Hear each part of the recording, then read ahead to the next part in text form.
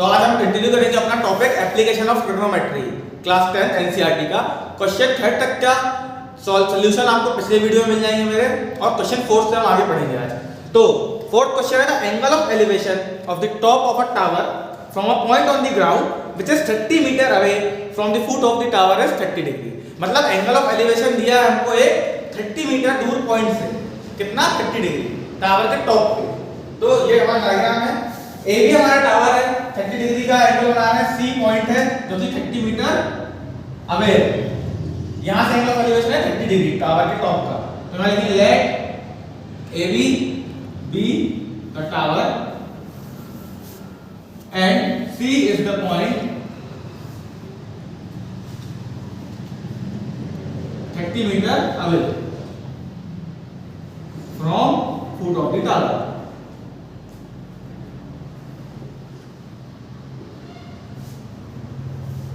अब आ जाते हैं अपने एक ट्रायंगल एबीसी। आपको पता है हमको यहाँ परपेंडिकुलर मतलब टावर की हाइट निकालनी है, परपेंडिकुलर और बेस गिवन है। परपेंडिकुलर और बेस में tan थीटा फंक्शन है जो रिलेशन देता है आपको। तो tan theta is equal to होता है हमारा परपेंडिकुलर अपॉन बेस। थीटा है हमारा tan 30 डिग्री, थीटा 30 डिग्री है, tan 30 डिग्री। परपेंडिकुलर है AB, बेस है BC, tan 30 डिग्री की वैल्यू होती है 1/√3। AB होता है हमारा हाइट और BC है बेस 30 जो कि गिवन है, ठीक है। अब AB = 30/√3 मीटर्स। मैंने पहले बताया है आपको ऑलरेडी कि कभी भी डिनोमिनेटर में रूट वाली वैल्यूज नहीं रखते हैं। तो हम क्या करेंगे, इसको रैशनलाइज करेंगे। रैशनलाइज कैसे करते हैं, 30/√3 into √3/√3 सेम नंबर से मल्टीप्लाई और डिवाइड कर देते हैं। तो ये हो जाएगा आपका AB 30√3/√3 into √3 3, फिर कट जाएगा ये 3 बनता 3 10 का। तो हमारा फाइनल आंसर आ गया AB = 10√3 मीटर। ये आ गई आपकी टावर की हाइट, आंसर है आपका। Question number 5, a kite is flying at a height of 60 meter above the ground. The string attached to the kite is temporarily tied to a point on the ground. The inclination of the string with the ground is 60 degree. Find the length of the string, assuming that there is no slack in the string. कहने का मतलब पतंग उड़ाते हैं, आप पतंग उड़ाते हो तो सीधा जाती है पतंग ऊपर। तो हमने क्या किया, टेम्परेरी ये जो धागा है अपना जिसको आप बोलते हो उसको हमने जमीन पे बांध दिया है, टाइट कर दिया ग्राउंड पे। समझ लीजिए ए आपकी पतंग है और ये AC आपकी स्ट्रिंग है, तो इसको C को हमने बांध दिया है, तो समझ लीजिए। और जो आपने स्टेटमेंट दिया कि स्ट्रिंग में कोई स्लैक नहीं है, मतलब कि स्ट्रिंग एकदम सीधी है, कहीं से मुड़ी नहीं है, ठीक है। और इसकी पतंग की हाइट कितनी दी है ग्राउंड को हमको, यहाँ पे क्वेश्चन में वो हमको दिया है 60 मीटर। ग्राउंड से 60 मीटर हाइट पे उड़ रही है पतंग, तो ये हमको दिया है 60 मीटर, ठीक है। एंगल बना रहा है जो स्ट्रिंग ग्राउंड के साथ, वो बना रहा है हमारा 60 डिग्री का। अब यहां सॉल्यूशन चालू करके let A B let at a point, sorry इसको लिखेंगे let the kite is at point A, मतलब पॉइंट ए पे काइट है। अब ACB and AC is string tied at point C point पे टाइड है। अब हम आ जाते हैं अपने क्वेश्चन में फिर से। सिंपल क्वेश्चन है बहुत, इसमें हमको स्ट्रिंग की लेंथ निकालनी है, मतलब हाइपोटेनस निकालना है और परपेंडिकुलर गिवन है आपको। तो परपेंडिकुलर और हाइपोटेनस में फंक्शन कौन सा यूज होता है, sin थीटा हमारा। तो in triangle ABC sin theta is equal to perpendicular upon hypotenuse. Theta है हमारा यहाँ पे 60 डिग्री, परपेंडिकुलर है हमारी यहाँ पे AB, हाइपोटेनस है AC। sin 60 की वैल्यू होती है √3/2। तो √3/2 इज इक्वल टू AB हमको गिवन है 60, AC फाइंड करना है। AC इज इक्वल टू 60, √3 नीचे आ जाएगा, 2 ऊपर चला जाएगा। अब ये हमारा क्या हो जाएगा, AC इज इक्वल टू 120/√3। मैंने फिर से बताया हूं, क्या करना पड़ेगा, इसको रैशनलाइज करना पड़ेगा क्योंकि डिनोमिनेटर में हम रूट वाले वैल्यूज नहीं रखते हैं।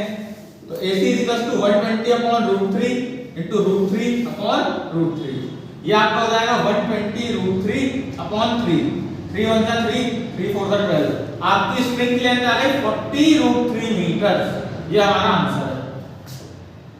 अब √3 जब तक क्वेश्चन में गिवन हो तब तक पुट नहीं करना है, अगर क्वेश्चन में गिवन है तो पुट करेंगे, अन्यथा √3 में ही आंसर लिख देंगे।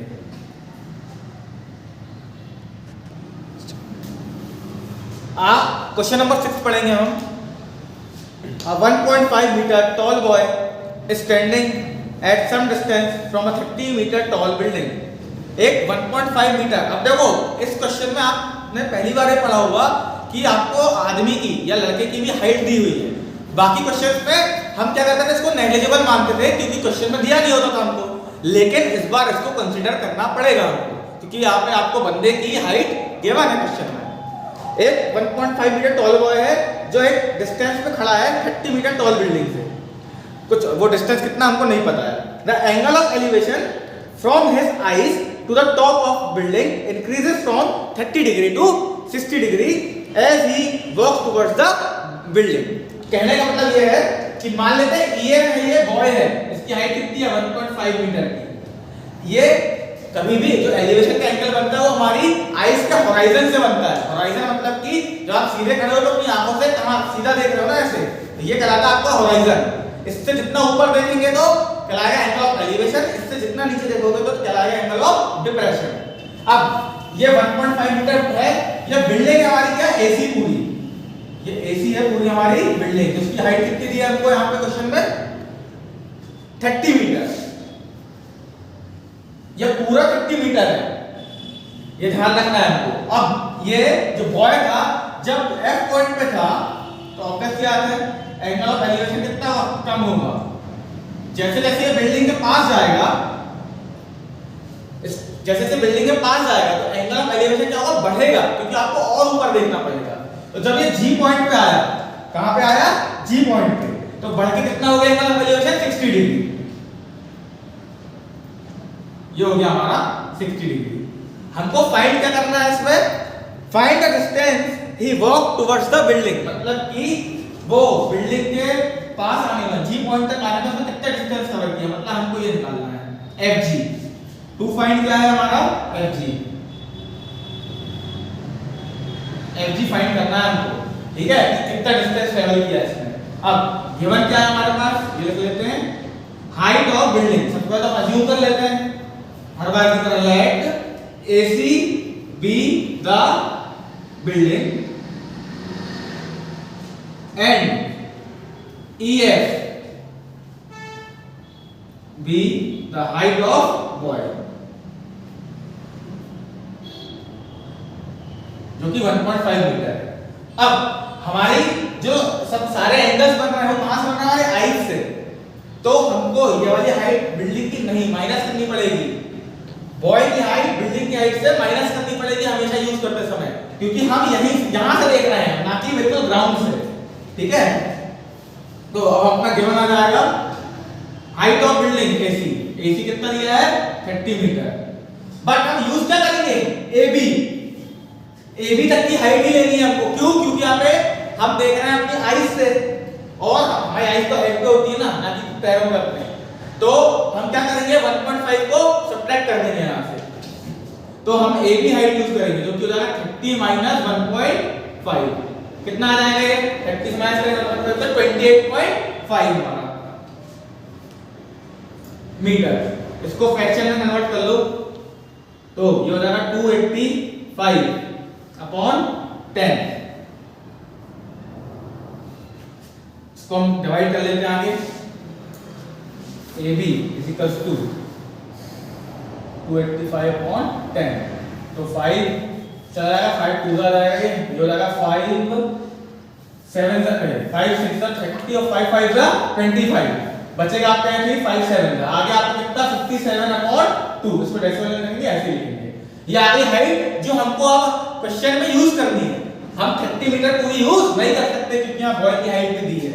बाकी क्वेश्चंस में ये हम नहीं दिया होता तो इसलिए इसको क्या मानते थे, नेग्लिजिबल, कि कुछ नहीं है, ग्राउंड से ही हो रहा है जो हो रहा है। ठीक है, अब सबसे पहले आप देख लो ये डिस्टेंस निकालना है हमको, इसके लिए क्या करेंगे, हमको सिंपल को दो ट्रायंगल दिख रहे हैं, एक दिख रहा है AB है, एक दिख रहा है ABG।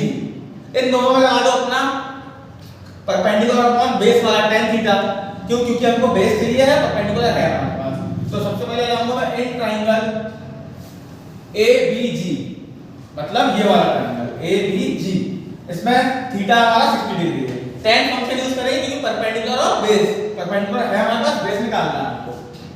tan theta is equal to perpendicular upon base, perpendicular है यहाँ पे हमारी कितनी AB। बार-बार फिर से मैं बता रहा हूँ, पूरा AC यूज मत करना है इसमें, क्योंकि बॉय की हाइट भी गिवन है। AB अपॉन बेस कितना है BG, थीटा दिया हुआ है हमको 60 डिग्री, AB हमारा कितना है 57/2 और 1/BG, BG फाइंड आउट करनी है हमको। tan 60 डिग्री की वैल्यू होती है हमारी, वो हम देख लेंगे √3, tan 60 आता है √3 और 57/2 into 1/BG, BG को बदल जाएंगे, BG is equals to 57/2√3, ये आ गई BG हमारी। अभी इसको रैशनलाइज मत करो क्योंकि हमारा ये फाइनल आंसर नहीं आया है, हमको BG नहीं चाहिए, एक्चुअली हमको क्या चाहिए है GF। जब हम FG निकालेंगे उस समय पे हम देखेंगे। अब दूसरे ट्रायंगल पे आते हैं, दूसरा ट्रायंगल कौन सा बचा हमारे पास, अब इन ट्रायंगल ABF, मतलब ये पूरा बड़ा ट्रायंगल लेना है ABF। क्यों, क्योंकि BG मिल जाएगा, पूरा BF मिल जाएगा, क्या करेंगे, GF कैसे आ जाएगा आपका BF माइनस BG।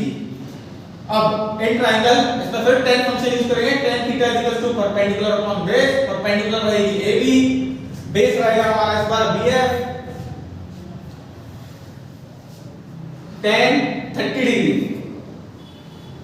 AB हमारा कितना है 57/2, बेस की वैल्यू हमको निकालनी है,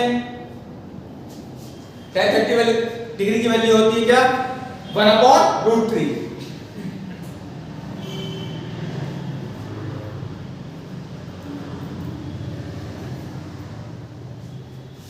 ये आ गया हमारा बेस BF, जो कितना हो गया 57√3/2 मीटर।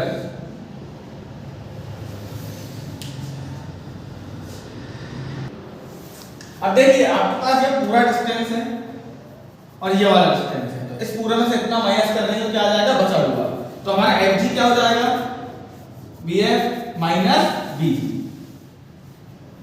अब देखो BG को पहले क्या कर लो, रैशनलाइज कर लो, क्योंकि यहाँ पे √3 ऊपर है और यहाँ पे नीचे है, तो हम क्या करेंगे पहले BG, क्योंकि हमको LCM सेम मिल जाएगा, तो हम BG ऊपर लेकर रैशनलाइज करेंगे, तो वो हो जाएगा 57/2√3 into √3/√3। अब हम देखेंगे, हमने रैशनलाइज कर रहे थे इसको, तो BG is equals to 57√3/2, √3 into √3 क्या होता है 3। अब मैं इसको 3 इसलिए लिखा क्योंकि 57 डिवाइड हो जाएगा उससे, तो 3 × 1 = 3, यहाँ पर आएगा 3 × 1 = 3 और आपका बचेगा यहाँ पे 3 × 9 = 27, तो आपका BG आ गया 19√3/2 मीटर। अब ये वाली वैल्यू, ये वाली इक्वेशन में हम क्या करेंगे, सारी वैल्यूज को पुट कर देंगे, मेरे पास जगह नहीं है, साइड में कर रहा हूँ पुट। तो FG is equals to, ये है हमारा 57√3/2 BF की वैल्यू, और BG है हमारा -19√3/2। मैंने रैशनलाइज इसलिए कर दिया क्योंकि हमको LCM मिल जाएगा, सेम डिनोमिनेटर सेम मिल जाएंगे, तो ये हो जाएगा आपका 57 में से 19 जाएंगे, तो 17 में से 9 जाएगा तो कितना बचेगा 8,